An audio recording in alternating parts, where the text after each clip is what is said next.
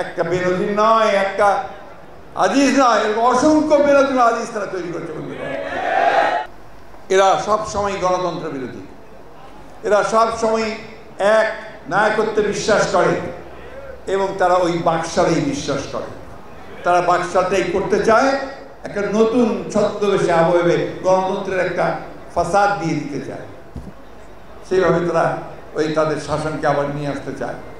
এই জন্য 15 বছর ধরে সম্পূর্ণ বেআইনিভাবে বিনা ভোটে জনগণের কোনো ম্যান্ডেট ছাড়াই আজকে শুধুমাত্র রাষ্ট্রযন্ত্রকে দখল করে তারা ক্ষমতাটাকে দখল করে আছে।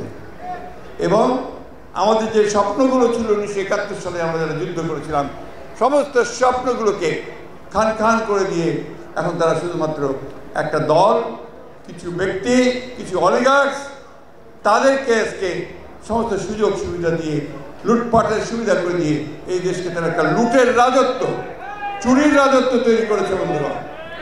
আজকে দেখুন, ভাবতে লজ্জা হয়, বলতে লজ্জা হয় যে আমার পুলিশ বাহিনীর সাবেক প্রধান, সাবেক প্রধান, তার বিরুদ্ধে প্রতিদিন পাতায় পাতায় হাজার হাজার দুর্নীতির খবর বেরোচ্ছে। এমন খবর সারা বাংলাদেশে এমন একটা জায়গা নাই যে সে জায়গা কেনে নাই, দখল করে নাই, এমনকি হিন্দু সম্প্রদায়ের জায়গা পর্যন্ত জোর করে দখল করে নিয়েছে। আর এই দেখেন এই সরকার কি করছে, ওই চোরকে, ওই ডাকাতকে তারা বাঁচাবার জন্য গোপনে তাকে পাচার করে দিয়েছে। যাদের উপর সব দেশের মানুষ আস্থা রয়েছে সেটা সেই সেনাবাহিনীর সাবেক সেনাপ্রধান করে মার্কিন স্যাংশন আসে এবং মার্কিন স্যাংশন বলে দেওয়া হয় যে কি কি কারণে তার উপর স্যাংশন দেওয়া হয়েছে। তাহলে দুর্নীতি একটা প্রধান জিনিস, আর দ্বিতীয়ত মানুষের গণতান্ত্রিক অধিকারে বাধা দেওয়া। এইগুলো তারা তৈরি করেছে।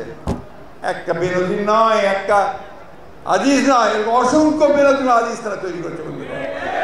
চতুর্দিকে দেখবেন যে আওয়ামী লীগের সমর্থন পুষ্ট বা আওয়ামী লীগ সব এখন একটা রাক্ষস হয়ে উঠেছে, মাফিয়া চক্র তৈরি করেছে এবং গোটা দেশটাকে তারা গিলে খাচ্ছে বন্ধুরা।